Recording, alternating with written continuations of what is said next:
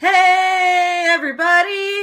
Um, Hello. so me and Lauren are here right now. Everyone else who's going to be here is late, but that's okay. I went live anyway because I have so much to do tonight.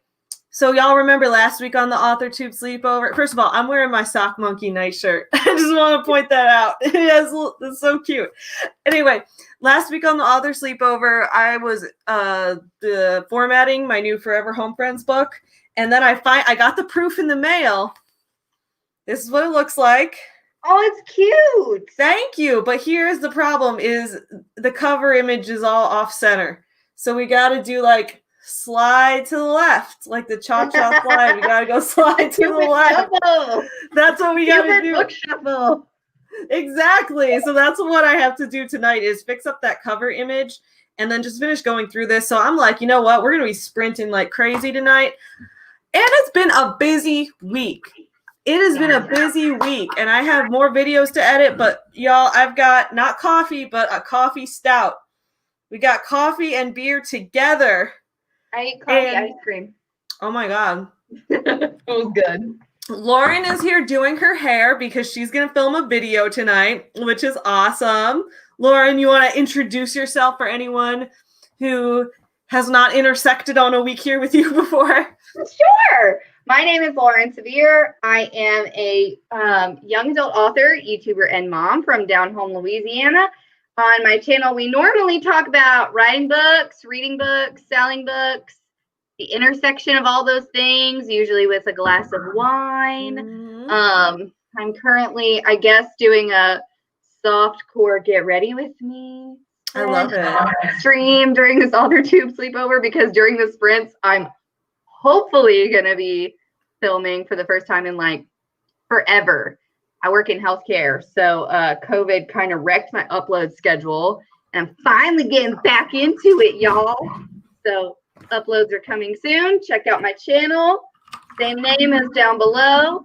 And my young adult fantasy novel, Songs of Autumn, is coming out November 21st, which is like so soon. Yeah, I'm so excited. So y'all, November 21st, I'm planning to have a virtual small business fair, and I want to feature Lauren and her new book there so she can come and do like a little author Q&A because her book's releasing that day. I've been gathering emails. Anyone who wants to join the small business fair on November 21st or who wants to be part, I'm going to do like a little website, like a little small business virtual market website I'll put together on like WordPress or something where a little like link to your store and stuff so that we can all find just a easy one-stop shop of small businesses to buy our holiday gift set. I love that so much. Thank you. I've just been like so sad that there aren't any craft fairs, so I'm like, let's do a virtual craft fair. We'll make it happen. We'll see if anything comes of it. So yeah, if you're interested in being a part of that and selling your items or anything like that, or selling your art or whatever, let me know and we'll make it happen. Say hi to the chat. Melanie is here. Hello, hi. Melanie. Glad you're here. I'm doing my Sage of Moon Bunny Creative says, stopping by to drop a like. I'm way too tired to be a good host this week. You know what, Sage? That is more than reasonable because it is, I think, like 4 or 5 a.m. where Sage is right now. So yeah, it's crazy late when she's on here. So like when she's on here, feel blessed. Sage, we appreciate you. I don't know if Sage has already left to go to bed, but either way, we appreciate you. Yes. Brittany is here saying, I've been writing on and off all day. Totally forgot about this. Well, I'm glad you're here. And I love that cute fuzzy puppy in your picture. So cute. Carrie says, not writing, planning videos for 2021. The host of my fave history podcast agreed to come on for an interview maybe sometime in January. That is so cool. That's amazing. Oh my God. Hashtag goals. Like goals? What? Exactly. Yes. Make it happen. Spence is here. Yay, Spence. Liz Rodin says, first author sleepover for me, aspiring writer. Liz, thank you for coming. I'm glad you're here. We do this every Wednesday night, so come back as many times. We love you. Come back every week. Brittany's asking if anyone's doing NaNoWriMo. Yes. Yes. You are? Yes.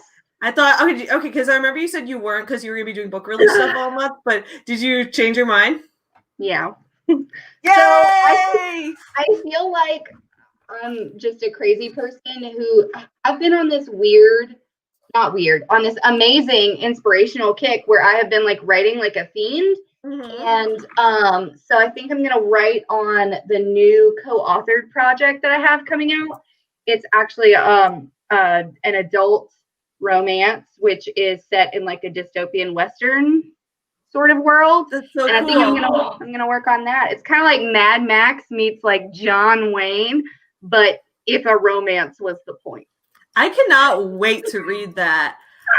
Y'all just real quick. So for November, I think I'm probably gonna buy the paid version of StreamYard so that I can stream unlimited hours in November. Because if those of you who ever come to my Friday writing streams, I'm gonna be writing Cancel Sean Boston with RK. We're co-writing our novel for November, and we want to try to stream the entire writing process, which we have been doing so far. But like once we start actually typing out the words to it, we're gonna be doing that. So it's gonna be and plus then I'm gonna have my small business fair on a live stream, and that's gonna be like a whole day event. So we're gonna make this happen. Also, Doll is here. Doll, hello. Doll. Glad you're here. Hi. So good to be here. I'm very nervous actually. I have to admit it. At some point I just have to be open and share it. I'm crapping my pants about my story release. Oh, you're gonna be beautiful. Danger, the short story. Yeah. Oh, it's gonna be so cool though. I know. I'm so excited about it. I'm terrified. I'm very, very nervous. I feel like everybody gets that way before their first launch, though. Yeah. Like I'm low key terrified, and I know that's gonna ramp up. You know what I'm saying? Like I feel like everybody's kind of like, oh God, in a second, it's no longer gonna belong to just me. It'll belong to the world, and that's scary. But I feel like once you dive headfirst into it, it's going to be amazing because you're talented. I've read some of your work, and you're going to be great. It's going to be great. Yeah. You have read my thing? Well, I mean, I've heard some of your stuff, like whenever Sean read some of it aloud on his channel and stuff like that. So I've heard some of your writing before, and you have a really great voice, and you have a really unique, composition and stuff, and you're going to be fabulous. Like, I'm excited. It's totally fine to be nervous too. Like like there's nothing wrong with that. So like I think it also I think being nervous is a sign that you care a lot about what you're doing.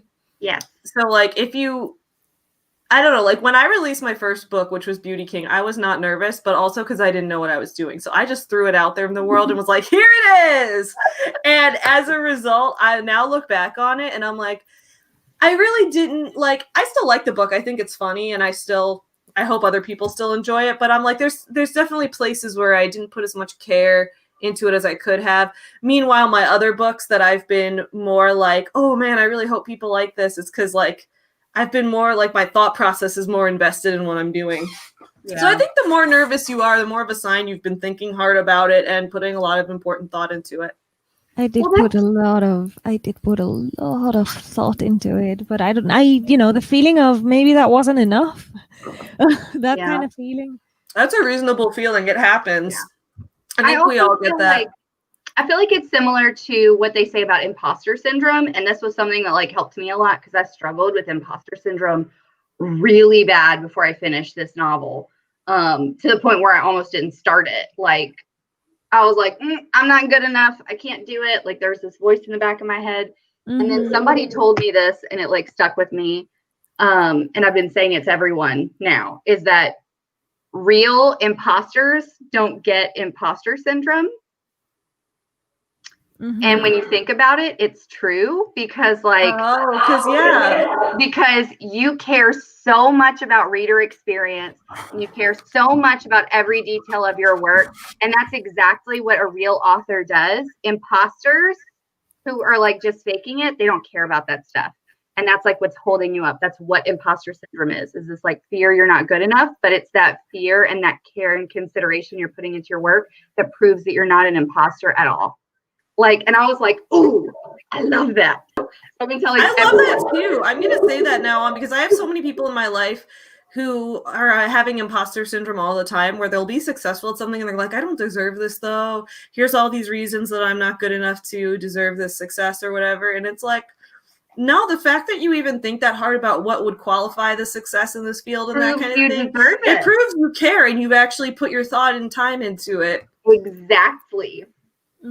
There's some nice comments here about this too. Adriana says, nerves can be helpful. Use the momentum. I like that. And Melanie says, Doll, I'm so looking forward to reading your work. I am too. Thank you.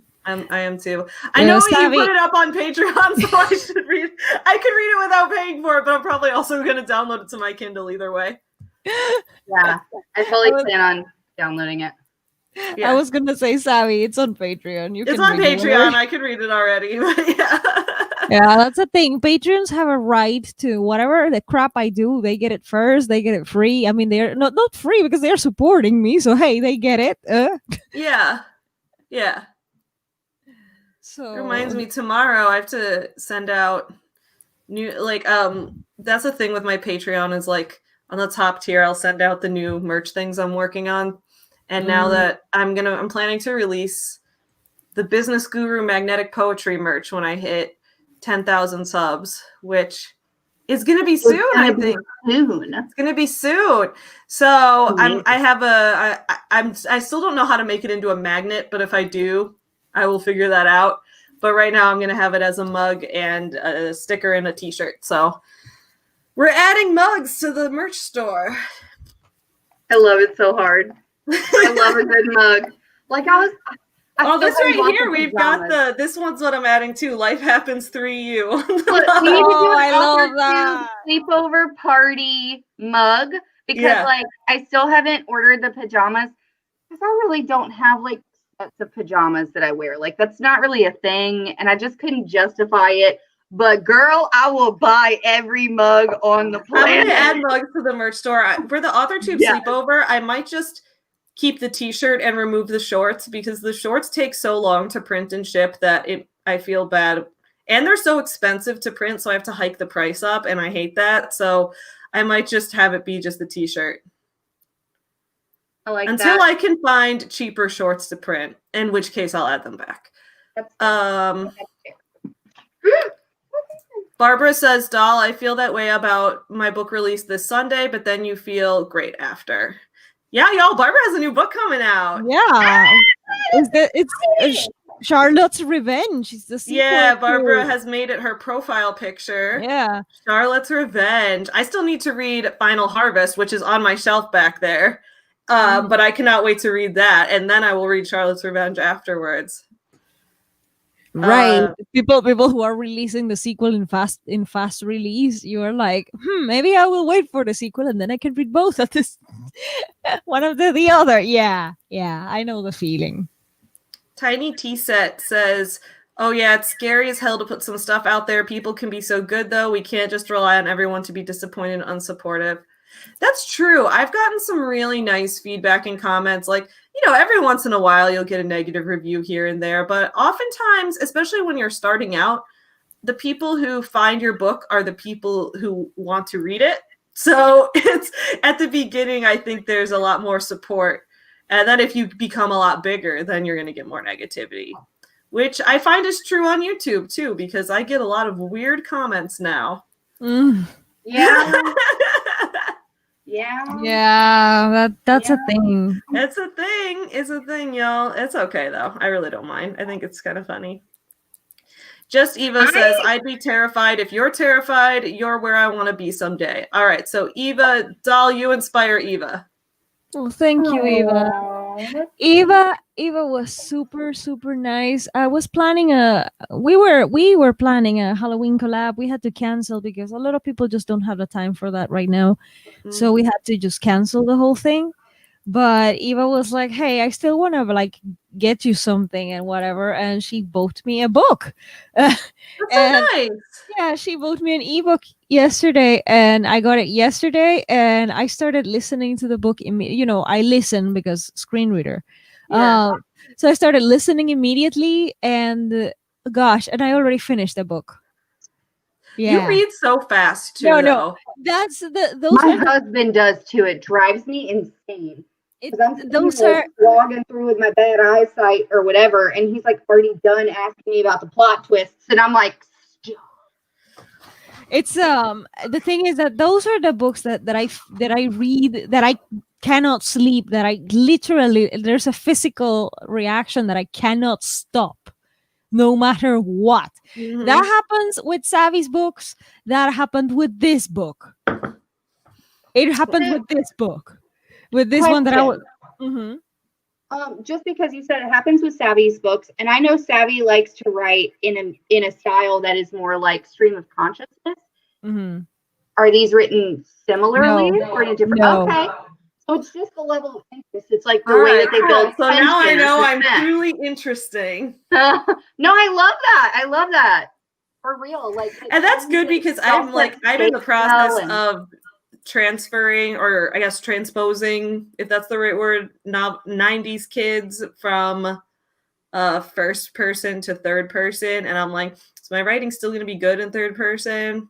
So we're going to find out, but like hopefully yes, we'll see. I think you're gonna be. There's some parts I like better so far. And I have to explain why I could not put this book down. Okay, guys, Yeah. you guys know how much I love Iceland. Oh Everybody, yeah. everybody freaking knows it. Everyone knows that. Everyone knows that. Okay, now imagine science fiction in Iceland. What? That's like That sounds pretty amazing, especially like that sounds like it was That's like made for a you. genre that was made for you. That was, I mean, I discovered this writer because I was working on my press release and I am looking for Icelandic news media outlets, whatever. And I went into one of the biggest ones that have content in English, and they have like a shop. I'm too poor to buy in that shop. Icelandic budget is not my, no, I cannot afford it. But I was just perusing the shop and they had books. I was like, maybe I can get it on Kindle, but I want to see the titles. And I discovered this writer, this guy that I have been talking about since I discovered him, because now I'm a super fan, I guess. His name is Andri Snær Magnason, and he writes whatever genre he feels like. If he wants to write a sci-fi, he writes a sci-fi. If he wants to write poetry, he writes poetry. That sounds familiar. If he wants to, if he wants to write nonfiction, he writes nonfiction. And so I started reading his books, and then I started with a nonfiction one. And then I was like, okay, let's see how. And I loved the book. I would recommend it all over the place. I've already done it, and then I was like, okay, let's see how he does with the sci-fi. And then I discovered that it was a science fiction story, but the setting was Iceland in the future, and I was like, oh, okay, that's so perfect for you. Literally made for you. It was made for me. Literally. Almost made for me. There were some romantic subplots. I was like, but but okay, I can tolerate it. I understand. I understood what was the purpose of the whole thing. And oh my god, the book! I couldn't. I was like, I need to go to sleep. No, I need to go to sleep. No, I'm not gonna sleep. I cannot go to sleep. I need to see how this ends. Oh my god! And it was 5 a.m. in the morning when I finally finished. And no, I couldn't sleep still. I had to write a review and I had to message him. Oh yeah, he follows me. We follow each other on Twitter. And and I I exchange messages with him, and he's like a Stephen King of Iceland. That's amazing. What the hell? That's really cool. Maybe that's another thing that has me super nervous, because maybe he would stumble upon my short story release, and I'm like, and no, he will love it. no, right. I'm just terrified. So yeah, that's why today Dal is just not Dal. It's a hot. You are great. I'm a pile of hot mess right now. I will say R.A. Salvatore retweeted Songs of Autumn at some point. Ooh. A million years ago. And I don't know if y'all know who he is, but he writes my husband's favorite fantasy series. And my husband is a huge fantasy nerd. It's called the Forgotten Realms series. And when he retweeted me, I was like, this is hashtag goals of life. Like my husband was like, oh my God, you've made it. If you're cool. And I was like, okay, I guess I've made it and I'm cool. I don't know. But so that was like a moment.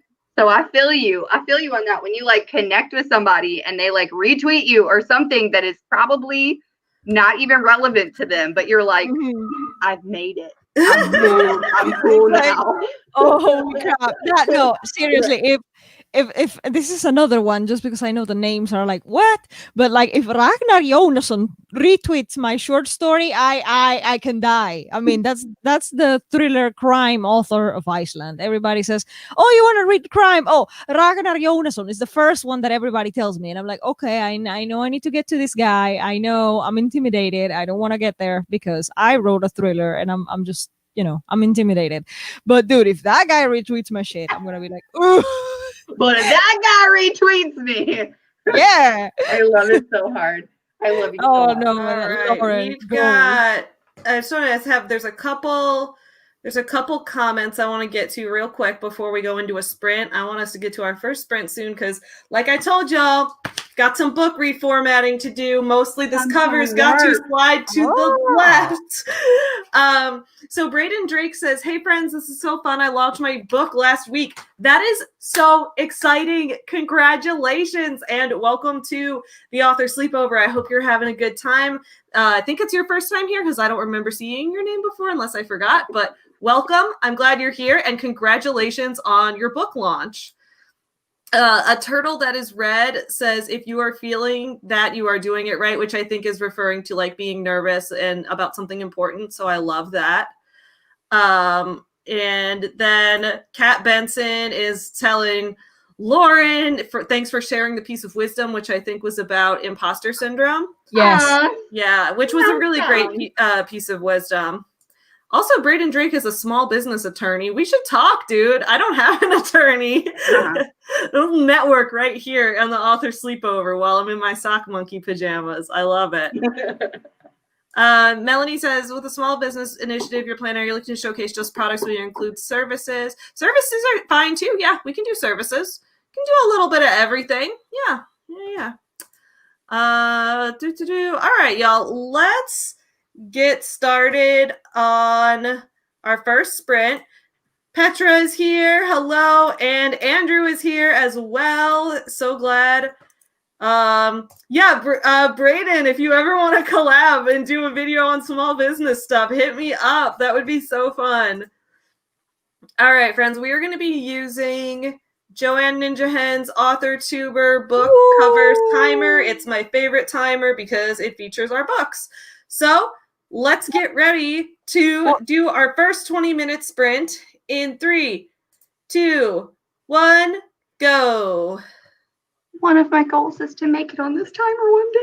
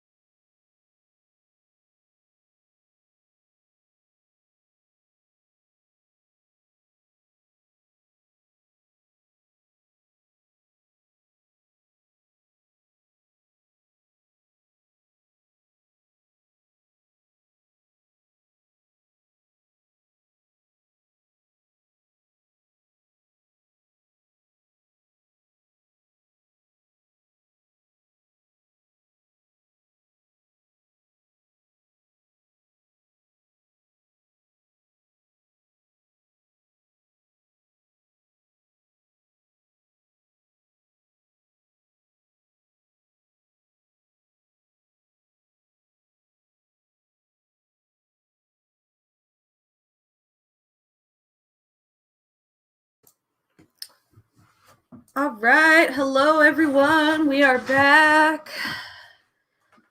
Right now, I am in the process of, I had to adjust my cover file again because when I redid it, for some reason, it uploaded, like I did it at double the resolution, but then it uploaded as double the size and like it only showed a piece of it on the Amazon platform. So I had to size it down. So now I'm doing that. I just need to export it like a couple more times real quick. So what about, we see Lauren has makeup on and has been, you are muted. Lauren is muted. There you go. Just kidding. That was embarrassing. All good. It's pretty frequent problem. I feel like I make all these weird like noises when I like open my mouth and stuff when I'm doing my makeup. So I was like, I'm just gonna mute myself even if I'm not gonna talk. Yeah, I'm working on the final sections of the press release. That's awesome. I still don't know if what I am writing for the press release is enough. Is it good? Is it? I don't know. But I want to give a special shout out to Spence because when I was doing my first attempt of a press release, I did not know how to organize it into the format of a press release, even though I had the guideline to do that. I just didn't know how to put all my jumbled mess of, okay, this is my story regarding the story.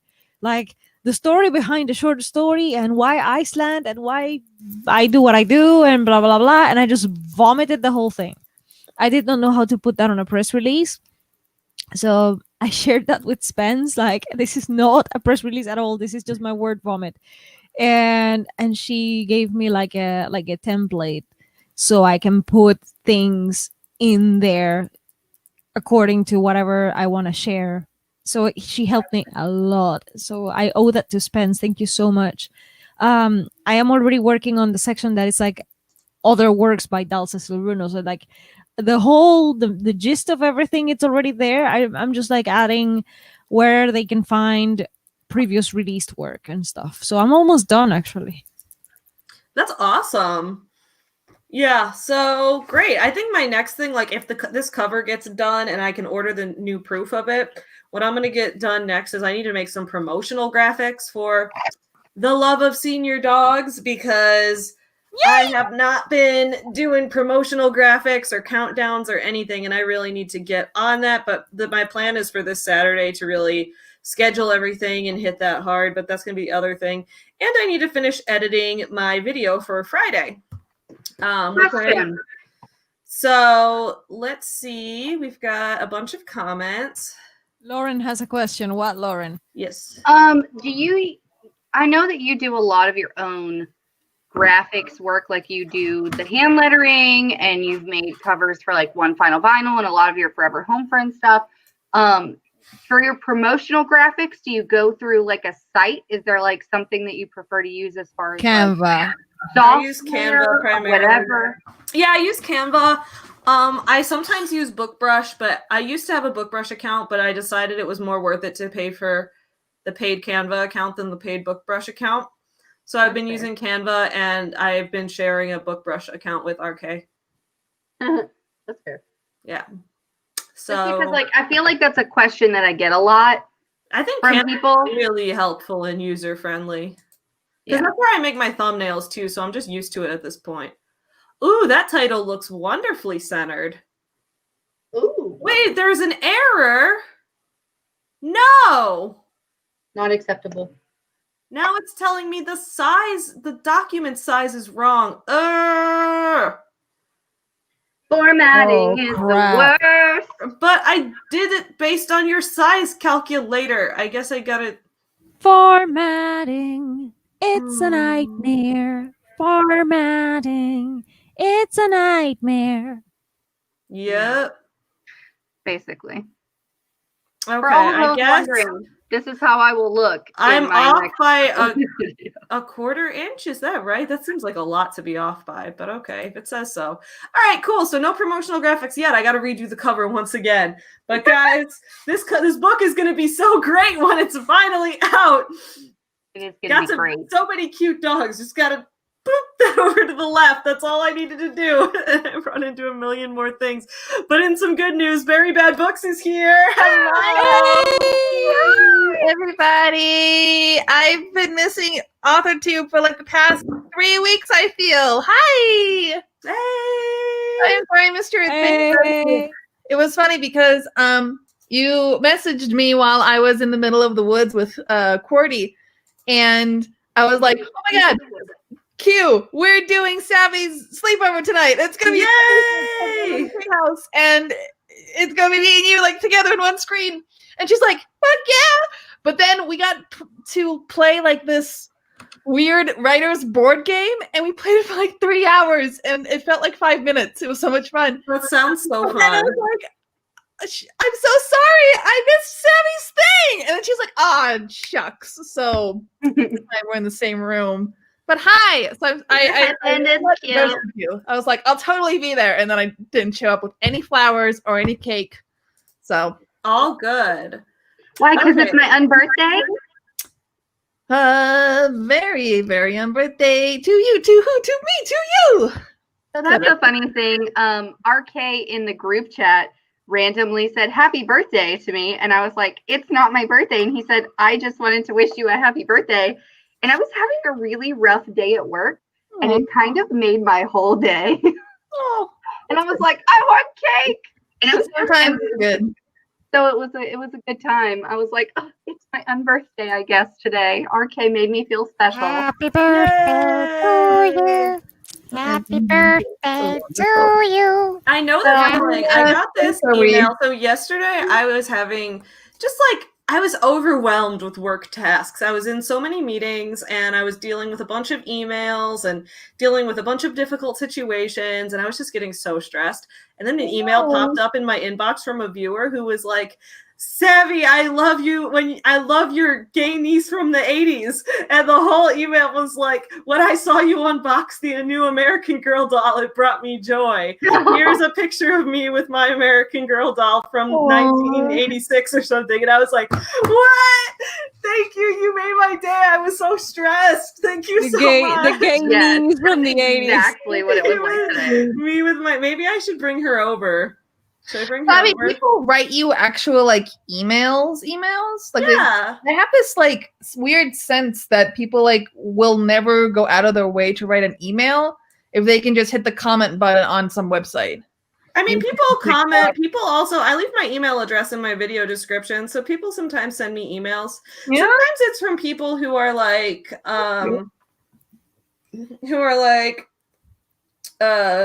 I want to send you some earrings. People like to send me earrings, which is really cute. I need to Not bad. to shout out more of them in a couple upcoming videos. I had somebody like, I posted a video on my channel, and it was like author confessions, like I failed today or whatever. And it was about basically my mom guilt and how I felt like I had all these like things in the air, and they just all fell at once, and like I wasn't doing anything like all the way and whatever, because I feel like we all feel like that sometimes, right? Like we have so much going on that everything just falls apart. And so I was having one of those days, and I was drinking wine, as I do, and You do. crying on camera, as I do sometimes. And I had somebody write me a really long email about how like that really touched them and like spoke to them, because they have a lot of mom guilt about like pursuing their passion as a writer, and how that takes away time sometimes from like them spending time with their children and stuff. And like I was like sobbing at the end of it. It touched my heart so much, like that I could make somebody else feel good about themselves, you know, even just like that they would take the time to write the email. Like it was choice. Yeah, that's nice. Yeah. So that was pretty much like, I've had a couple of people email me, like people that I met like in the past, because they know I have a book coming out now. And that's like weird. That's kind of weird. Like people from high school and stuff have like emailed me, and I haven't seen them or talked to them since high school. And they're like, hey, I want a signed copy of your book or whatever. And I'm like, Yay! I'm like, absolutely, you can have one. Here's the link. you know? So that's been a little strange too. It is available for pre-order on your Kindle store. It really wasn't a plug though. It's more one of those, Savvy, you may have felt this. Like before you maybe published your first book, it was kind of like, is this real life? And then I don't know. Like I kind of feel like it's not real life. Does that make sense? Here's the thing. When I published my first book, I was young and cocky. So, and I regret that about myself. But when I published my first book, I was young and cocky. So I was like, I'm awesome. Here's my work. Look at it, world. And that's why now I think I'm glad I have more moments of self-doubt now, because it means that, like we're saying, it means that you're putting more thought and you're not just, I used to be very impulsive with everything I did. And I'm still fairly impulsive, but I try to balance that with planning things out, as opposed to in the past, I was like, I want to write a book. I want to publish a book. Here it is. I would also be like, I want to make a movie.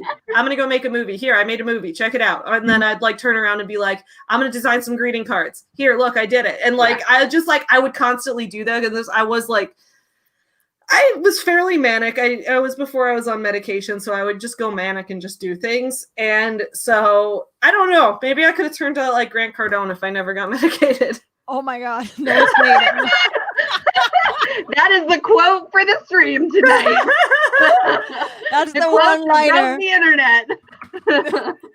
Maybe I would have turned like Grant Cardone if I didn't get medication. Oh, Savvy. That's the truth, though. When I listened to Grant Cardone, I'm like, this is who I would have been if I didn't get medicated at 23. I feel like, fun thing that happened to me that's kind of funny to talk about. So I just finished writing my very first ever romance novel with a co-author, like the first draft. Oh, you got So it's like, so we finished. That's so exciting, because I've been following your guys' journey, and like for a while, you guys had stopped writing it for like years, and now started it in 2012. Yeah, 2012. 125,000 words written in less than 30 days. Like, y'all, this book it happened, and it's the cleanest draft I've ever written. Like, I'm so excited. Oh, wait, I'm sorry, Sako. I didn't see the private chat. Sako's here. I didn't even notice. Okay, I'll be honest. It's because I wasn't looking at the StreamYard screen because I was exporting my cover again. No worries. But my husband started reading the first draft of my romance novel today. And he was texting me at work all day about it. And like, fun. And the spice level is like, I love it.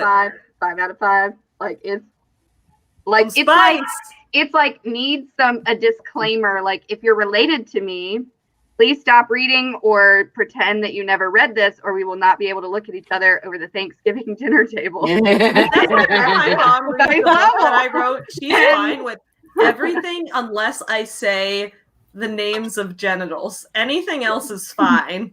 Like, I can reference sex as long as I don't state the names of the genitals outright. I'm from a very conservative small town in the South, though. Yeah. So, like, you know. Icelandic literature. They say everything. No sense.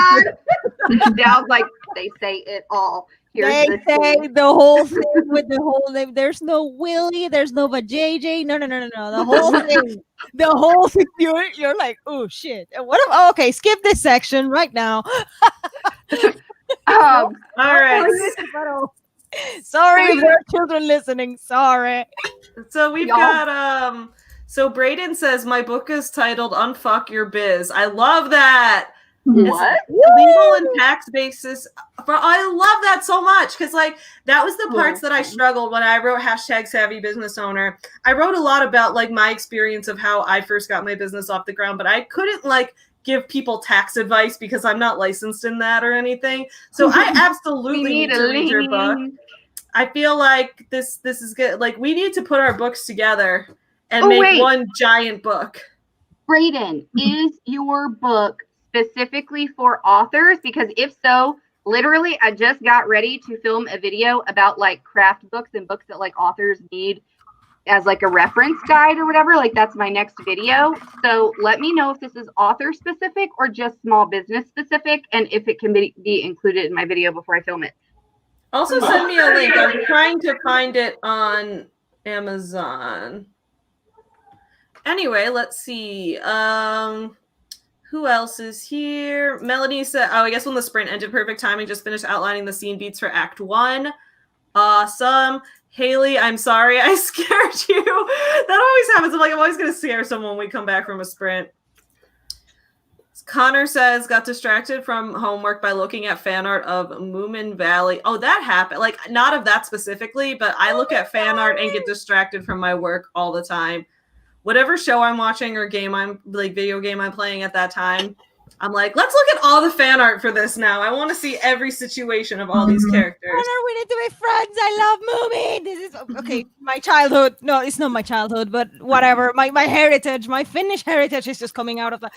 We have to be friends. I love Moomin. I love it. It's my favorite cartoon. Moomin's cute. It's the best. Sorry, I got excited. Sorry. No, that's great. Joanna Marie Art says, I wanted to do some artwork, but then my Photoshop wasn't working. My kids kept bugging me while trying to get them to bed. I needed to start dinner. I did manage to clean the living room mess. That sounds overwhelming. You win. I got tired just reading that. I got tired just reading that. Yeah. Yeah. Yeah. Oh my God. Let's see. Oh, Barbara set up a BookBub account. I'm not good at BookBub. I submitted Sculpt Yourself to it once and it got rejected, but I think that's because it wasn't wide released at the time. So what is BookBub? How does that work? BookBub is like a site where you can submit your book for these promotions and stuff where they'll promote your book to these hundreds of thousands of subscribers so you can get a boost in sales and stuff. And it basically it's like a lot of different sites like Fussy Librarian or Bookshop. Well, not Bookshop because that's just indie. But it's you upload your book and you're trying to promote your book to a bunch of new readers and by using their newsletter and stuff. And yeah. Guys, my cover file works. Woo! Now I can order my new proof. Yay! And then promotional images on the next sprint. Is it centered? Yeah. Okay. Oh, Kat Benson is editing her video for tomorrow. Is it the reaction to the Beachbody call? Ooh. Because the video I posted last Friday where I interviewed an infomercial actor from the Beachbody infomercial. So it turns out Beachbody's infomercials are not just like Beachbody coaches. They hire actors for the infomercial and get them to lose weight for 30 days. And I interviewed someone who was looking for acting work and took that as a job. And she talked about how they only let them eat 800 calories a day. And they would get mad if you weren't losing weight fast enough. Oh my God. And Kat Benson, I uploaded it last Friday. I have to go watch this right Kat now. Benson is a licensed dietitian and she's making a reaction to it with her licensed dietitian knowledge about this is not right. This is not how to treat your body to be healthy. I am shook. So I cannot wait for that video. I am so excited. Let's see. Do you have a lot of reaction videos? Is that something that you have now that you're YouTube famous? Me? Yeah, you. Do I have a lot of reaction video? People reacting to me? Yeah. No, I don't think so. So will this be your first reaction video? Other than sometimes RK makes reaction videos to me, but I think that's just to mess with me. Yeah. But the first actual genuinely done reaction video, yes, I think so. That's kind of a milestone, right? I know. It's a milestone. I love it. Fan fiction from your book, on your book. That's a milestone yeah. on YouTube. Yeah. Well, I can't wait for the Sean Boston fan fiction contest. That is going to be so fun. Oh my God. Yes. A Turtle That Is Red says, I wrote something and something usable, but I am working on my novel. And that is awesome. I love it. Every word counts. Every word counts. Liz says, I had the, Fred Jones Part 2? I don't know that. Is that a song? It's a song. Okay. So you had that in your head all day in the background, 20 minutes writing later. I have an emotional scene with 2 new characters. Yeah, dude, music can inspire new characters and scenes so Music much. inspires so much, which reminds me, I need to do something about. Okay, I recorded a video, an audio, because my videos are basically audio now. I recorded all my rambles and gushing about the playlist for my short story Danger. Yeah. Thing is, I added the songs in the background. Oh, No. whoops. No. I have to remove them and probably just record again so the video is more interesting, make it a little bit shorter, and talk about the playlist again. Mhm. But hey, I rehearsed. I did it. I can do it. Yay. Yeah. So my short story has basically, it was created through music. Like it was inspired by songs. Like each scene has it's a short story, but it's a dual POV. So almost each time there's a dual POV switch, it's accompanied by a title, as if the story was divided into like smaller segments. So each title belongs to a song. For real. It's a song title, and the song is part of the playlist. So it's a very musical story in a way. I shouldn't say that, because it's not like the characters will be singing like in a musical. No, but you know what I mean. It has a lot of musical influence into it. I couldn't have written it without that playlist. So yeah, that's why I need to record that video. So I'm if doing anyone a blog post about mine. If anyone is interested in how music can, or at least how music helped me create things, I think that's the angle I'm gonna take. Like how music helped me, like think about specific things that could go into a story. I guess. Sure. I suppose I'll do that if anyone is interested in that. Oh, Pupper. Oh. She's been sitting at my feet this whole time, and I wanted to give her attention because she just loves me. Oh, I just love her so much. She's such a sweet girl. Oh, what's your name, darling? Lily, after Lily Potter, because she's a redhead. That's cute. And also, she's like the nicest dog ever. This is, I don't know why, but whenever me and my little sister talk about dogs, we always are like, dogs! That's so cute. I don't know why. We just do that. Y'all, Aphrodite is here. Hello, Aphrodite. Hey, lady. Yeah, the turtle that is red asked to bring the doll over, so here's Courtney. Oh, My Gannies from the 80s. Hello. I love her scrunchie. Oh shoot. My lamp just went off.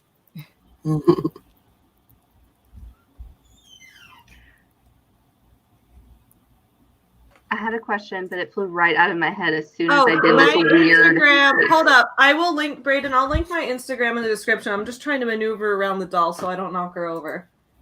And then we'll go into a sprint in just a minute. I need to set up my filming station before we do that so I could try to film. Yeah, for my next sprint, I'm probably going to do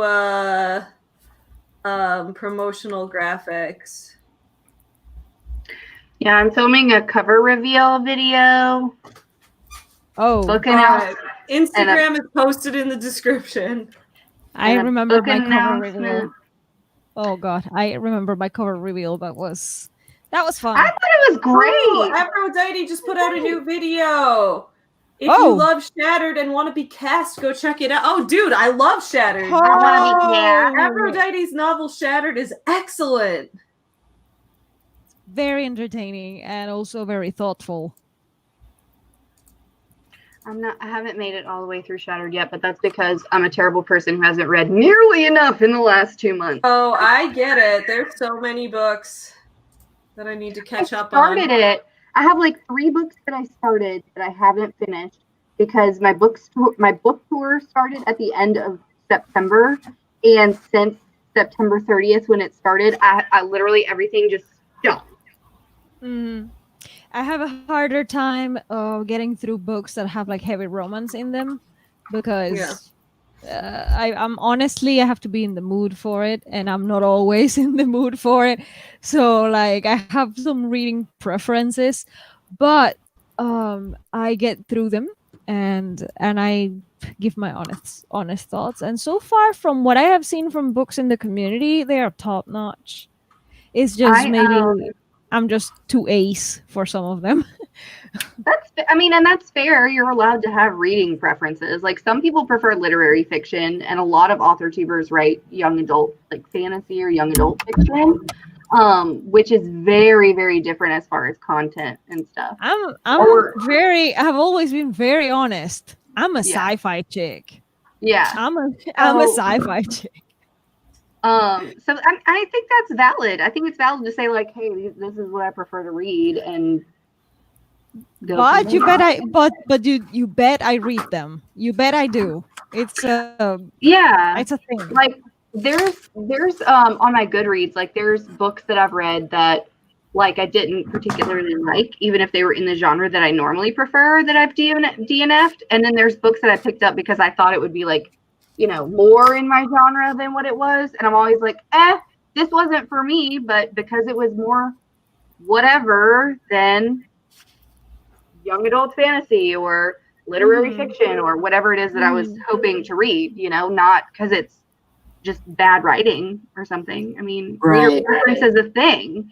And I think that's something that's really important for authors to remember too.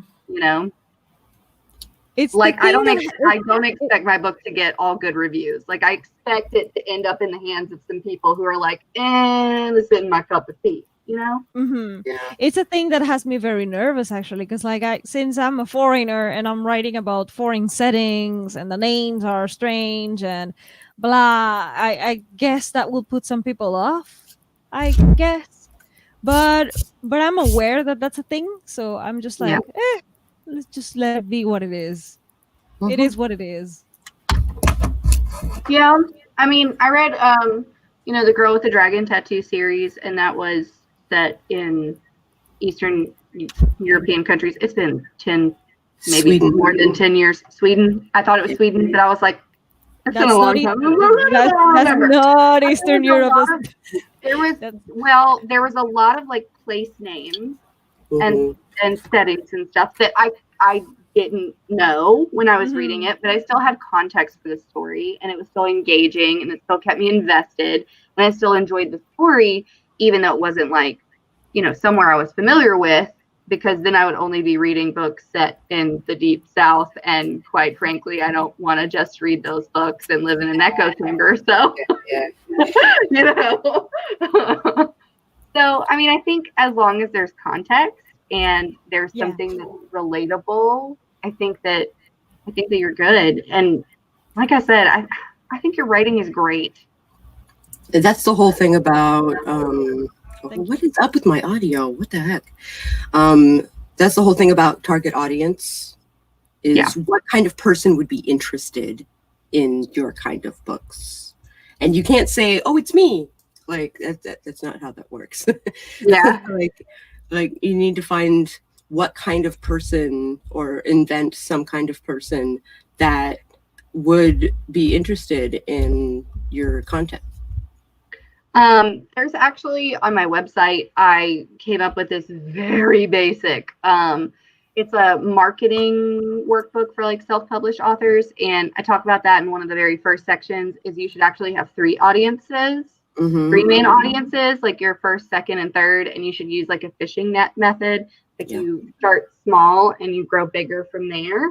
So you start with like your local market, and then maybe your country's market, and then maybe larger demographics from there, so that you can try and find readers who maybe will relate to your book, that you kind of think outside of the box on where those readers are, so you can find them and like market your book to them. In the case of mine, because I am not Icelandic, but I do write about Iceland, then I have to look for people who are interested in that kind of setting, even though it's not my country, because my country doesn't exist.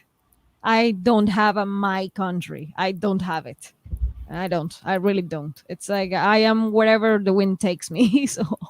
So I cannot work that way. So that had me a little bit like, okay, I don't know what to do now. But I suppose I will just have to do like, instead of country, I will have to look for people who are interested in that setting, people who like traveling, people who like that kind of genre, etc., instead of focusing on local, because I don't have anything local. Well, I mean, yours is it a thriller? It's a thriller mystery novel or Is it short no? story, It's right? a thriller crime short Crime. story. Yeah. So that would be probably the first thing is like who likes, crime and thrillers, and then who likes international crime and thrillers, and then Got it. stuff like that. Like I would say, those are wide audiences that you could market to, and then you just make it like as specific as possible to try and find your readers. Nice. That All would right, work. y'all. Are you guys Sprint! ready to do another sprint? Because I am. Sure. I am so ready to sprint again because I want to make some promotional graphics now that I got my cover fixed. I'm gonna film a video. Yeah, you are. All right, friends. Right 20 after minutes that's why. on the clock. Oh, Get God. your writing done. Here we go. In 3, 2, 1, sprint.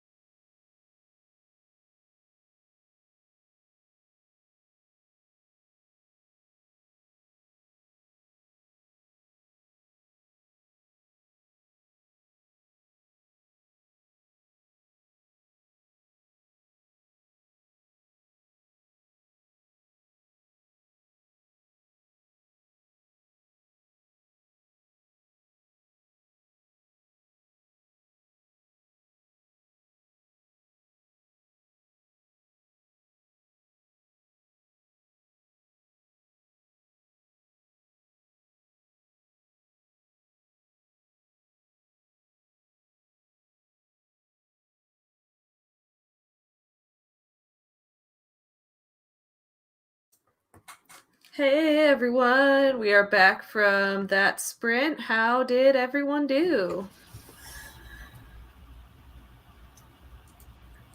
I was in the middle of my video. Nice, nice. So there will be at least one transition. I think I finished my press release. I think. That is awesome. I will need to show this to people who know more than I do. So, but I think I finished. I mean, usually a press release is like 500 words, right? Give or take. Yeah, mine is less than 500, so Shouldn't be a problem. Mine is too. oh, you have a press. You also have a press release. Nice. So I need to save it before, save your documents, everybody, before the gremlins. Back everything up, everybody. Save your documents. Awesome. Nope, I'm not done yet. I have to add some links. Well, I can still do that because it's just adding links. I can do that while we talk. I've been working on some promo graphics. I got my new proof ordered, finished formatting the cover. Now I am on to promo graphics. Cool. Cool. I am so exhausted. I can tell. It's just been a really tiring week. Right. And it's only halfway done. Oh my god. All right. I'll turn my camera back on. Let's see how everyone did on our sprint. There I am. Okay. Let's see. Oh, Right Mama's here. Yay. She says, I know I'm late, but my hairdresser found a random bald spot during my hair trim, and now I feel old, and I'm drinking wine, and I should probably shut up and write. No, I get it. I'm getting so many gray hairs over the past year. Oh my gosh, I would not be able to cope. I mean, I'm 28. I'm getting gray hairs. It feels wrong. Oh my god, you're only 28? Mm-hmm. Yeah. How did I not know that? I suppose I'm will older now by comparison. Yeah, my 28th birthday was the Savvy Business Owner launch. I feel like I knew that, but for some reason it didn't register that I'm older than you. Like, wait. I don't know how old anybody is. I just always assume everyone's the same age as me, like subconsciously, and then find out differently. And you know whether what? they're older or younger, I end up being shocked either way. You guys know I'm 29. Yeah, Doll's 29. I know that. If we're assuming that we're all the same age as you, then I'm just going to go with that. I'm going to celebrate my 28th birthday this year. My husband's going to be like, honey, did you have a stroke? Did you forget about it? What is going on here? Oh, Right Mama, I'm glad you're here. It looks like we got a few new people in the last sprint, which is awesome. Cartridge Gamer 64 says, sorry I'm late. I'm working on a story loosely based on my high school years. That's fun. That is fun. Sherry Turquoise is I would here like to think too. it's fun. Like, I don't know. Depending on your years, yeah. Experience. Your mileage may vary. All right, Carrie is heading off to bed. Good night. Hope you sleep well. Hi, Hunty. Spence says, workshop time. I have a librarian who murders people and keeps their spirits locked in books. What understandable reasons would one have for doing that? Pure joy. Entertainment. Yeah. First of all, that's not a good idea. Dismantling the patriarchy. Let's do it. I am Dismantling the idea. patriarchy. It's all men. Sure, let's fix it. Let's do it. I dig it. Sorry, there was a question attached to that. What was that? What understandable reasons would one have for doing that are in that nebulous, morally gray zone? Entertainment. And taking down the patriarchy. Yeah, those are the answers. those are all right.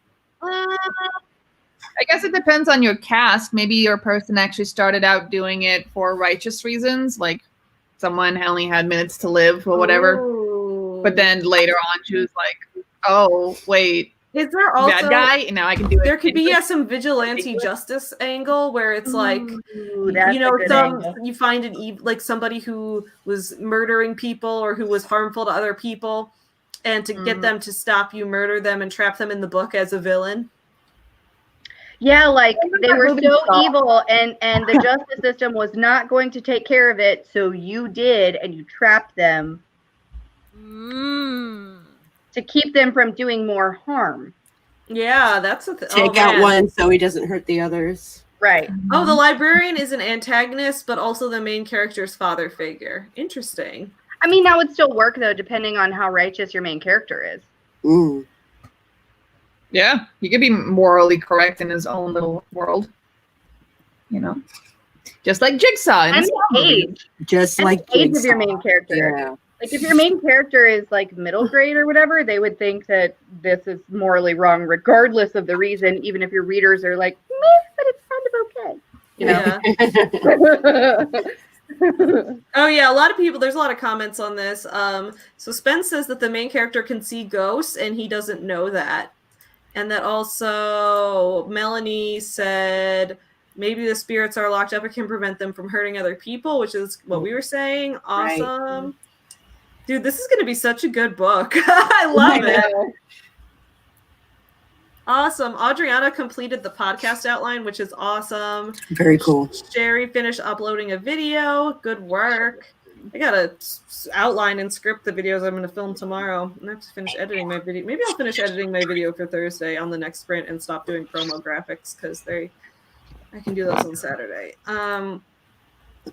Joanna Marie says, my Photoshop is working again, so I did get started on the inked layer of this sketch. Woo! That is awesome. Your art is gorgeous. Right, Mama. This is for you. Melanie says, got 5 scene beats outlined for the beginning of Act 2 while chatting with Spence. I love it. A turtle that is red got a handwritten page written, and I get it. You're starting to fade. It's all good. I'm tired. We're all tired. If you need to go to bed, that is totally fine. Audra edited 2/3 of a page, turned in my homework, and made an Instagram post. Good work. Being productive late at night. Right, Mama says, I reread some of what I wrote yesterday, and I think I'm sort of over the fact that my hairdresser found a bald spot, sort of. I would never be over it. We've all probably got a bald spot somewhere. You know, I do. This Russian I think I have it somewhere. I get it though. Like there is a legitimate concern, especially like after you've had kids, because like the postpartum hair loss thing is real. It is a very real thing, and it was very scary for me too. Like I went to my hairstylist probably a million times, and she was like, "It'll grow back, I promise. It'll grow back, I promise." And so like I get it, because there's this whole thing in the back of your head where you're like, "It's not coming back." Get it? So much about having kids scares me. Mm-hmm. Everyone who has had a kid, not like it was. I applaud you because you've done an act of bravery that I cannot bring myself to do. Every time someone mentions like the things that happened during pregnancy, I didn't know your hair could fall out. I recently saw a Twitter thread that had like, here's what can happen during pregnancy. And one of them was like, the baby sucks so many nutrients from your body that your teeth start to rot because they don't get your nutrients. And I was this is body concern. It's a legitimate concern. So a lot of especially white mothers, because we're already deficient in vitamin D, have to end up taking a vitamin D supplement because vitamin D is what helps your body absorb calcium, and your baby actually absorbs a ton of calcium because they're building bones whenever they're developing inside of your womb. So that's a huge concern, is that your teeth will actually start to like loosen and sometimes rot and stuff because your body is really deficient in calcium. So a lot of OBs will like prescribe calcium and vitamin D and stuff so your body absorbs more of it because they're like, oh God. And the doses are nothing to stop at. Like, yeah. Oh my God, this my is sister's. So scary. I am never giving birth. That is a thing. My sister's kidneys failed. Yeah, my little sister had preeclampsia and HELLP syndrome and COVID. Oh my God. Whenever she gave birth to her daughter. And she had to give birth like during the because she had COVID with all these COVID restrictions, which was terrifying, and no one could be there because of it. And then because her blood pressure wouldn't be controlled afterwards, they had to readmit her and the baby like the day after they sent her home. So it was like, oh, you're stable. Go home from the hospital. Just kidding. Come back. God. Come back. Oh, God, Oh, my God. But they're safe and they're healthy, and that's all that matters. So. Yes. Well, to all of you who have helped the human race continue by having kids, you're heroes. Thank you. You've done what I can never do. Same. I'm a bad bitch. You sure are. Literally, I've talked about this. Like, I say death and pregnancy are my top 2 fears. I can't decide which one I fear more. I don't know. Pregnancy is pretty scary. Oh my God. Sorry. I'm so sorry. Oh my God. Sorry. Go ahead. Don't be sorry. What are you saying? Nothing. Eva, if you're in the chat still, I made it to the 3rd round for the New York flash fiction contest. So that's amazing. Oh my God! And my name is highlighted. I'm sorry. Okay, continue. Oh, that's so exciting.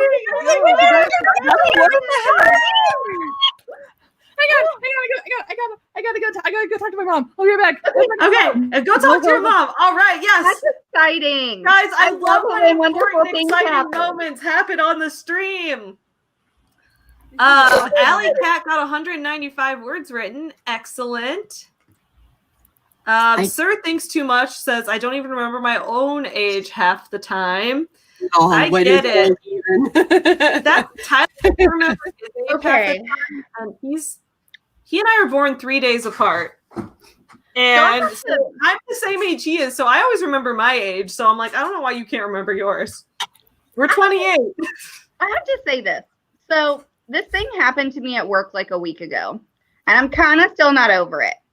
So you know how like whenever you talk to people on the phone at work and you're professional and whatever, and you have like a customer service voice, and you're like, I don't even know that bitch. Like, I don't even know who she is because she's professional, and that's not me. That's like not how I talk normally. Yeah.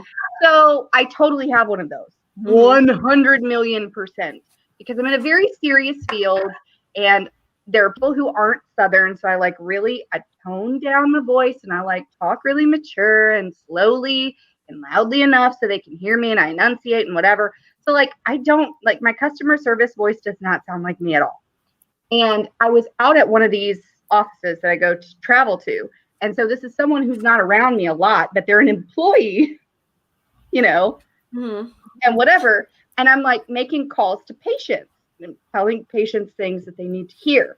And it's a very serious matter. And I'm talking very maturely in the phone. And I get off the phone call or whatever. And she goes, how old are you? And she guesses my age, which I'm not going to tell you. And it was more than 10 years older than what I am, which I'm also not going to tell you. Because of your professional voice. And she was like, and I said, no, I'm not that old. And she said, oh, well, you sound that old on the phone because you're so mature. And I was like, since when did talking like an adult be equated to being old? Like I have aged a lot just in the past couple years. I used to look really young for my age, and I would have my God. I would like when I taught middle schoolers, I would have their parents think that I'm one of the students. Like they would think I was like 14 when I was like 24, 25 years old. Mm-hmm. And then in the past couple of years, I've just aged like 10 years really quickly. So now I did one of those guess my age things on Twitter, and everyone was like, 32, 33. And I'm like, this is the first time I've ever gotten older and wasn't guessed as a middle schooler. Your actual age. I am talking more than 10 years. Yeah. Like more than... I don't know. Someone thinking I'm over 30 scares me, but I guess people do. I am getting mixed messages from people because they say that I look very young, and then some people say that I look my age, and then some people say I look older. So you see, it's like It's all some people- context. Yeah. Yeah, it's all context, and it depends who's looking at you and what they want with you too. You know, Yeah. What they want with you. Absolutely. Mhm. Mhm. Well, okay. How about this? I had a patient. Okay, a patient, somebody who knows that I'm about to be taking care of them, who looked at me whenever he came into the clinic, and he said, "Oh, congratulations! When are you due?" Which I had that happen this weekend too. Which, first of all, you should never say to a woman because you shouldn't assume, right? Right, ever. Mhm. Yeah. Well, so then I told him, because he made an assumption. Okay, no problem. Oh, I'm not pregnant, but thank you. And he doubled down and he said, "Well, you look pregnant." Oh boy. That's wild. I feel y'all, if you and make that mistake, at the very least, you'd be like, "Oh God, that's the worst mistake that's gonna keep me up at night with guilt." But y'all, he doubled down. I've never seen I'm not that. even done. One more step. So I dead ass looked him in the eyes and I said, "I'm not pregnant. I'm just fat. Thank you." And he said, "Oh, okay," and sat down. Y'all, you cannot make this up. Oh my God! Normally that Wow. should make someone feel guilty, but this dude, like, Whoa. he had no guilt. I was like, usually there's guilt, but I break out with, "Oh no, I'm just fat." Like that, I just like come right out and say literally, I when looked they're him like, dead in the eyes and I was like, "I'm not pregnant. I'm just fat." "I'm not pregnant. I'm just And he fat." was like, Yeah. "Oh, okay." Okay. What an asshole! Sat Oh my down. God. And it was a man, and that made it worse. Yeah. always Usually, a man. usually it's the man that makes the assumption and is mortified that they made such an assumption. But that is nuts. So after clinic that day, I talked to the doctor and I said, "Dr. So-and-so," I said, "One of your patients almost died today." And he said, "Oh my God, who? Like, I thought I knew about all the hospital consults." I said, No, I almost killed them." I almost murdered someone. And I told him what happened. He was like, "Oh my God." Seriously, that guy had no sense of guilt at all. Oh my God. Like what the hell, dude? He was so okay with everything that he said. And I was just like, no. Hell no. That's a dude where like karma's gonna get him. Like, it's okay. He looks pregnant too. Right, Mama says, "Who is this man? I'm coming for him." Right. I'm coming for him too. who does that? Who does that? Oh my God. What's his Spence name? said the one time a stranger can't asked if I tell was anyone that, pregnant, it was the cutest scenario. It was an older man helping me cross the street because it was covered in Oh. ice. Oh, Like, that is like, I mean- that's like, you're like, "Oh, thank you so much. Like, I'm not pregnant, but you're so sweet. I don't care anyway," because you're like a cute old person instead of the mean old person. There's only two types of old people, by the way. Like the really cute ones who like and bake the, you cre- and the cookies creepers. you want to protect with your And life, the and then the ones that creepers. you want to send to the nursing home. Yeah. And Those the are the only people. Lauren and the creepers. Don't forget the oh, there's creepers. plenty. Those are also plenty the of ones creepy you want old to send? people, yeah. To the nursing homes. Mhm. Oh, Spence actually was pregnant, so it was different. Well, that's So, different. no, okay. I've noticed this is probably just a thing inside my head, but I feel like people often, like, I'm a person who needs words to interpret things, and I feel like people sometimes they'll do an action that they think comes off one way, but to someone else the action has a completely different implication. So, like, I was on a bus once, and my dad would ask me at one point, like, "Oh, do men ever offer their seats up to women on the bus?" And I was like, "No, why?" And apparently he was like, "Oh, it's old fashioned. It's very polite to." I was like, "Really?" Yeah. Because one time a guy did offer me his seat on the bus, and it freaked me out because I was like, "Are you trying to imply that I look pregnant? Is that why you're offering my like?" Because normally you offer your seat to pregnant women or elderly people, and I was like, at this point, I was like not looking so great, and I had just gained some weight, and this guy offered me his seat, and I was like, "Holy shit, does he think I'm pregnant? Like, what? Why is he offering me a seat?" And then my dad told me that men just do that sometimes, and I was like, "Well, they shouldn't, because it makes me think, what if they think I look pregnant?" Yeah, no. Especially in the South. And I think this is just a cultural thing. I was gonna say it's a cultural thing. Also, in Hungary is very common, especially with older men. Younger men, This was like a man not in his so much. 20s or 30s on a bus in Chicago. It was if it was an old guy, I would have thought it was different. But well, yeah, that's so like odd. Yeah. so in the South, like opening car doors, opening doors to buildings, pulling out your chair, giving up your seat, those are all expected. If it's not done, then your daddy's looking at that guy like, you have no home training and you should not be with my daughter or hanging out with my daughter at all.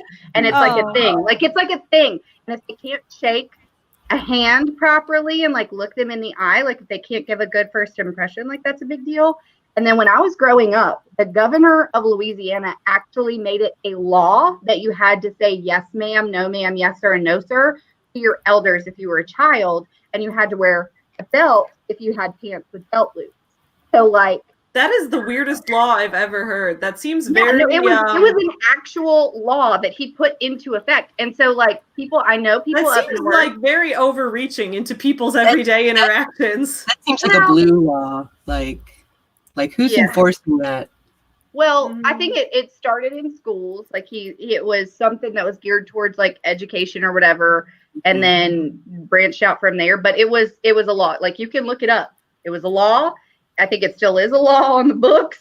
But so that's one thing is when I went up to Vermont a couple years ago, I met a lot of people that I wasn't used to being around because they weren't from like the deep South, and they were like, "Sir, ma'am, what?" And I was like, "Yeah, it's a sign of respect.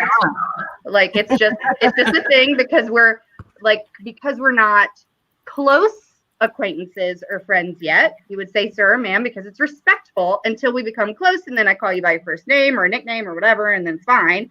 And they were like, "No, I feel old. Stop it now.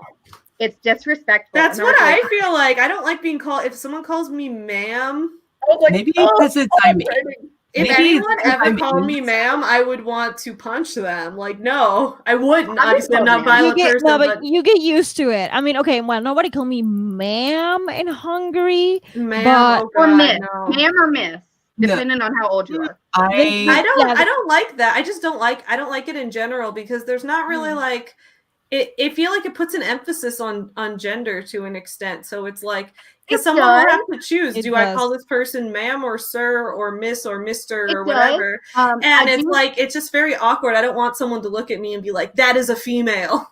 I will call her miss. It definitely does have a lot of gendered language with that. However, because I'm pretty progressive and still live in the South, I do have people who I've met who are non-binary and they go by like they, them. And I said, hey, I don't know if you prefer to go by ma'am or sir, or if you would like, I can call you something different, and I love this person so much. And they were like, can you call me Colonel? And I call them Colonel. And that is dude, I saw a meme like that. So great. I saw a meme like that. So yeah, there are other terms that you can use. Yeah. So there are other more formal ways that you can talk to somebody before you become close. And, it's just about what are you comfortable with? Because it's a sign of respect. So if you're non-binary or you use they, them or whatever, like, let me know what you want to be called. I'm from the South. I really want to be polite to you. So tell me how to be polite to you. Lauren is just a very polite person. Yes. I guess it's a Southern thing because like all these Northerners are like, no, but it's a generation. Okay, it's a generational thing as well. Because I also thought it was going to be like a Southern thing in like in Europe, but no, it's a Hungarian thing. Hungarians are super polite when they don't know you. For example, everybody in the bakeries, at the shops, people who don't know me, but they see me frequently because I'm a regular. I'm from the neighborhood and blah blah blah. They called me Kishasoin, which is like Miss. Like Madame. I love that. Yeah, so I would be honored if someone called me Madame. Yeah, I will call you Madame Saka. No, they do. Then they realize I'm a foreigner, and sometimes because it's in my face, I don't look Hungarian. So before they called me Kisha Soin, before they knew that I spoke Hungarian, they called me Madame or something like that, like yes madam, and I was like okay. So they are super polite in that regard. They can also swear like sailors, but they can, but they can be polite as well. They are super contrasting when it comes to like their behavior. But then I thought it was a southern thing. No, you go to Spain, no, that's not a thing.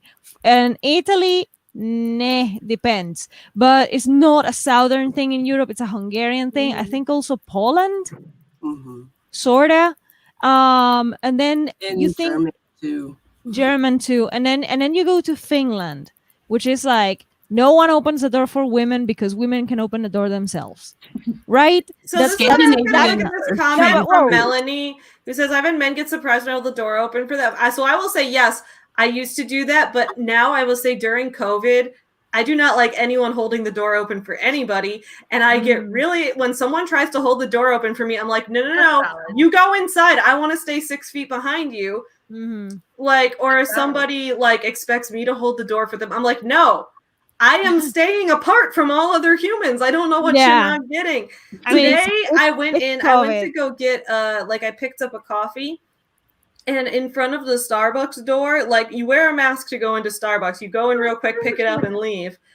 Right in front of the door, this guy who was not wearing a mask was like standing there blocking the door, like waiting for someone. Or so I'm like, right now my preference is just stay away from humans. It's definitely calmed down a lot with the chivalry where I'm from, just because of COVID and everything, of course. In my clinics and stuff, though, I hold the door open for patients all the time, but I have patients who are elderly, who are on walkers and wheelchairs and whatever. You're going to interact with them anyway. Yeah, it makes sense, for us to do that more, I guess, like in my everyday life. But like when I go to a gas station, like people don't do it as much anymore.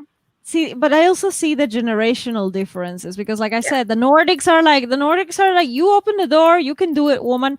But my dad would open the door for me, and for all the ladies. I mean, my dad comes from another generation, I guess. He's a boomer, but he's he's at the very end of the last year of the boomer generation. So he let me tell you what's super fun. Let me tell you what's super fun. So me and my husband seem to like blow all of our conservative Southern friends' minds because we don't prescribe to like normal gender stereotypes when it comes to our household. Because I'm the breadwinner of the household and he is at home a lot. And so he has to like deal with being with our baby a lot and doing a lot of the cooking and cleaning and whatever. And they're like, doesn't that bother you? Like, that she's not home cooking for you and cleaning for you. And he's literally like, I'm a parent. I parent my child.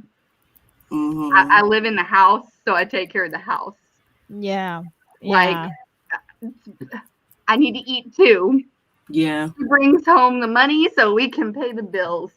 What does it matter? And so we blow everyone's minds. Like, it's insane. And I love it so much. Like, I love every time we have this conversation because I'm like, but that's awesome. But that's really awesome. I think I've realized that, like, because in Chicago, it's nobody really seems to care that, like, it's not here. There isn't that much like solid gender stereotype things until you get to a wedding. Then suddenly when it's wedding time, everyone acts like you're crazy or that you're being a bridezilla or demanding because you asked for something basic that your husband's already getting, So it's like, for example, like if I was writing wedding invitations and it would be like, oh, I don't know. I know this person has a spouse, but I don't know their last name for sure. People would be like, oh, you can assume it's their husband's name and just write Mr. and Ms. I'm like, no. There's no Mr. And if anyone ever, like, I ever letters written to like Mr. and Mrs. with Tyler's name, I'm like, no, I didn't take his name. And it's not cute to like just assume someone took someone's name because all that is a nightmare at the bank when you get multiple checks with every combination of names on them. And it's like, I promise these are all supposed to be us in some way. But no, I never think it's cute. And like, whenever I did get cards addressed to me with his last name, even though I never took it and stated outright multiple times that I wasn't taking it, and not like as a statement, just because I already have a business license under my name.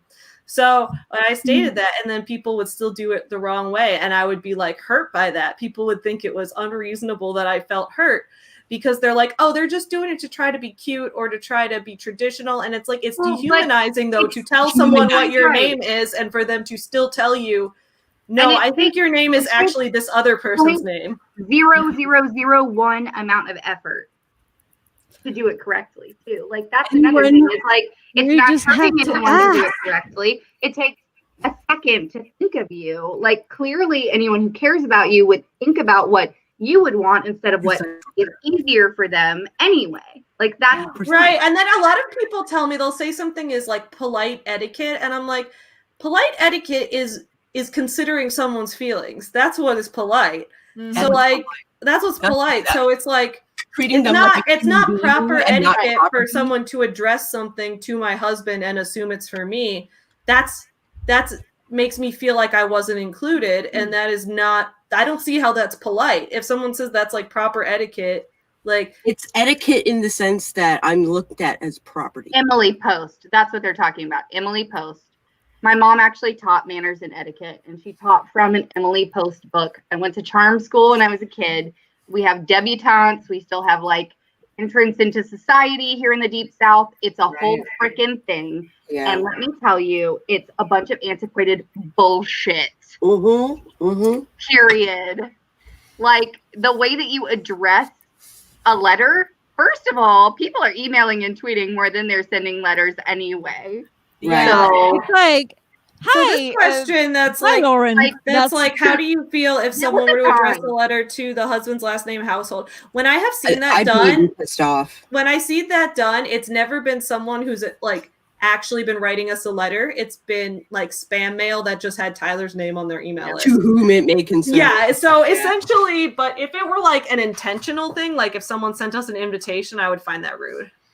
Well, and another thing is like, I feel like all the people who I would be inviting that way, it's like, I know them well enough that I know whether or not they have the same last name or not. So like one of my friends would be like the Johnson house. Okay, cool. They're all named Johnson. They won't be offended. Oh, Chewy, do you want to Ritz Other cracker? friends of mine like, would absolutely be offended by that because there's specific reasons that they didn't take the other person's last name. Like, Chewy, it takes 2 seconds to write another name on a letter. Hi, Chewy. Kind. Chewy. Considerate. Think about others before yourself. And hard. Ready? Just You Chewy got doing it. Good boy. Here, I got a cracker for you, buddy. He doesn't look like he can touch. Boop. I'm gonna try to get him to touch it. Chewy. Catch.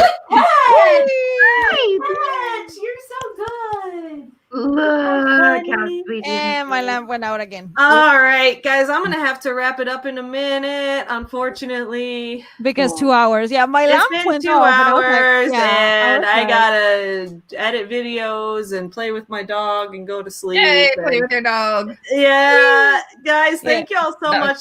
Bye. Thank you so much, everyone in the chat who was here. I hope that people got some good writing done. I know last week we were like hyper productive. We did like 5 sprints. This week we did like 2. So it was less productive, but y'all, I've been tired this week.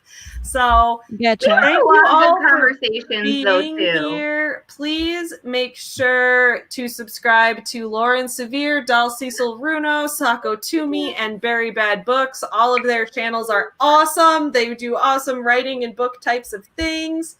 But yeah, we will be back here again next week at the same time at 9 p.m. Central. I'll have another video premiere on Friday at 11 a.m. Central, and I'll be doing on RK's channel, we'll be doing their Cancel Sean Boston writing stream at 12:30. Wait, who's Sean Boston? Can you? Oh, Sean Boston is a fictional character. Like the stream, like it. Oh, good marketing savvy. Good marketing. Yeah. So sometimes people are like, "Who's this Sean Boston, and why do you hate him?" So he's not real. He's the antagonist in our NaNoWriMo novel, which is called Cancel Sean Boston. It's a novel about internet influencer drama. I love it. So We're gonna get that click. I love it. So we're gonna have a cancel Sean Boston fan fiction contest, and we're also gonna do like a hashtag campaign, so that'll be fun. Yeah. Oh, right, Mama. Yeah, definitely. Anybody who wants to come on camera, just let me know and DM Everyone me, can and I'll come. send you a link.